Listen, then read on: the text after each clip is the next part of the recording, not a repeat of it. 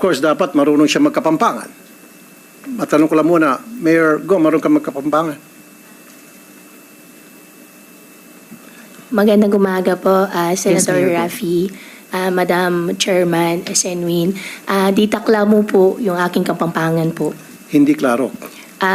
Hindi po, konti lang Kaunti po yung lang po. alam ko po, konti lang po. Okay.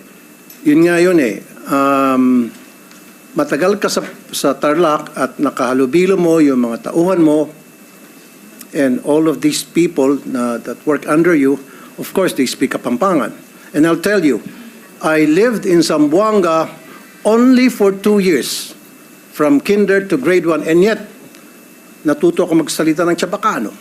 And it's unbelievable on your part, and you live in that place up to now, and dealing with people, with your staff sa farm mo, at hindi ka natutong magkapampangan, konti lang,